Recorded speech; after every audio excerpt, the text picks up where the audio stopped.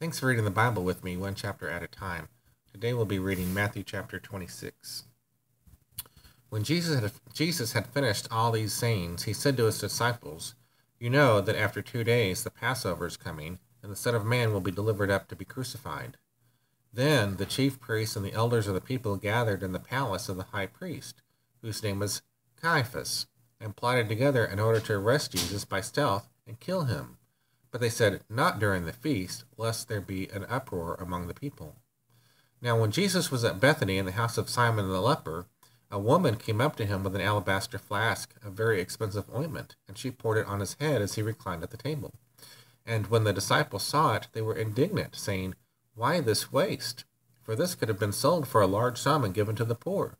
But Jesus, aware of this, said to them, "Why do you trouble the woman? For she has done a beautiful thing to me. For you always have the poor with you, but you will not always have me.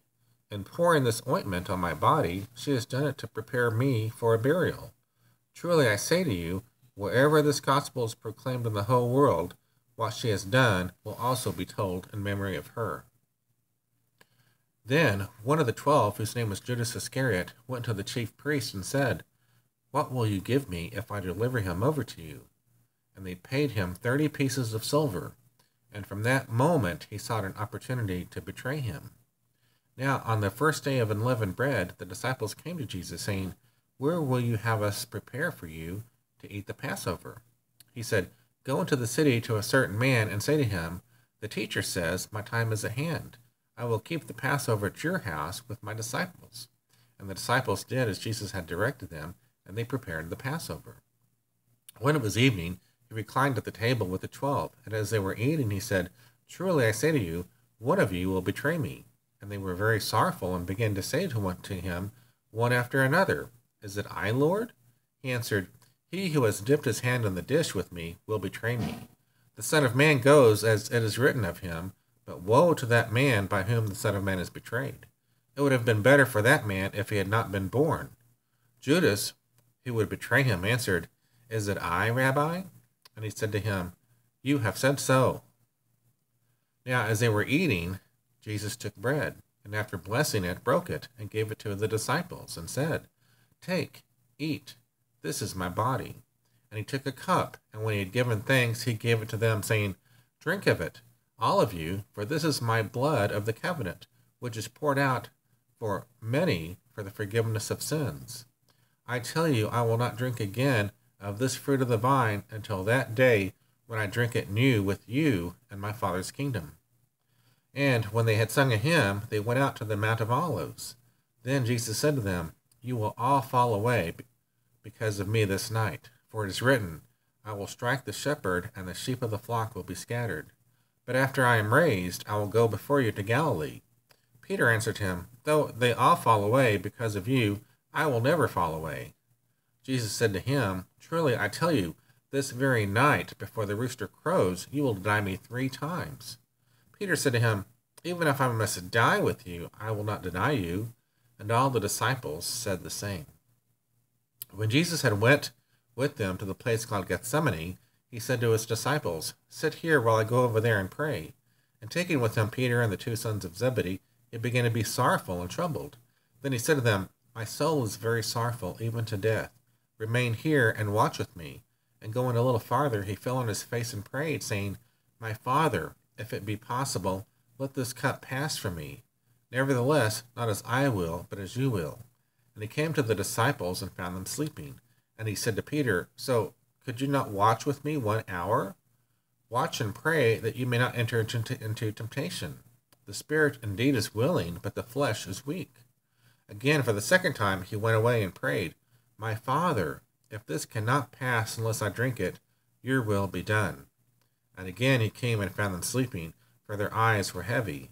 So, leaving them again, he went away and prayed for the 3rd time, saying the same words again. Then he came to the disciples and said to them, "Sleep and take your rest later on. See, the hour is at hand, and the Son of Man is betrayed into the hands of sinners.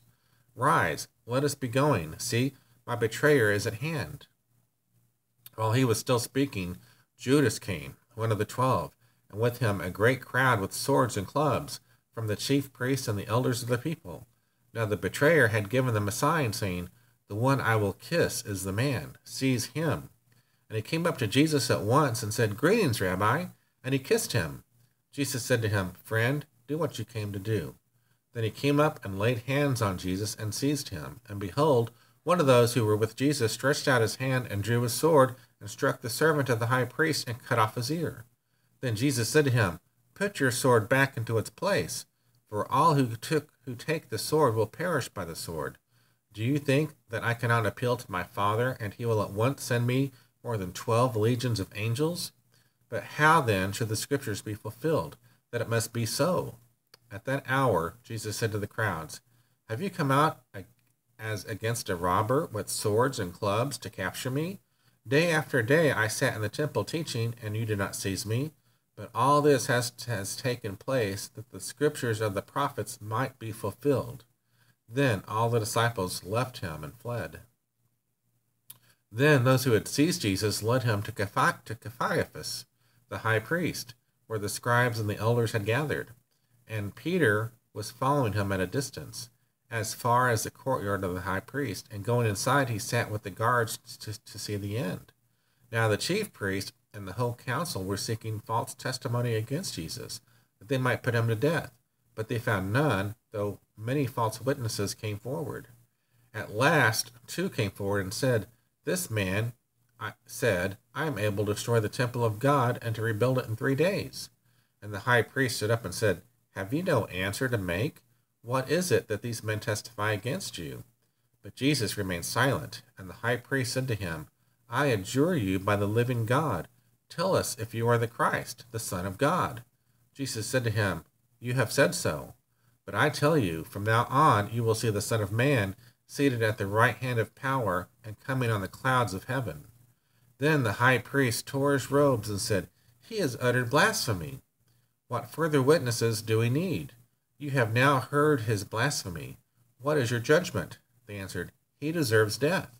Then they spit in his face and struck him, and some slapped him, saying, "Prophesy to us, you Christ. Who is it that struck you?" Now Peter was sitting outside in the courtyard, and a servant girl came up to him and said, "You also were with this Jesus the Galilean." But he denied it before them all, saying, "I do not know what you mean." And when he went out to the entrance, another servant girl saw him, and she said to the bystanders, "This man was with Jesus the Nazareth." And again he denied it with an oath, "I do not know the man." And a little while the bystanders came up and said to Peter, "Certainly you too are one of them, for your accent betrays you." Then he began to invoke a curse on himself and to swear, "I do not know the man." And immediately the rooster crowed. And Peter remembered the saying of Jesus, "Before the rooster crows, you will deny me 3 times." And he went out and wept bitterly. Thanks for reading with me the Bible 1 chapter at a time as we finish Matthew chapter 26. I pray that God blesses you in your effort to study his word every day as we read along together. Have a great day.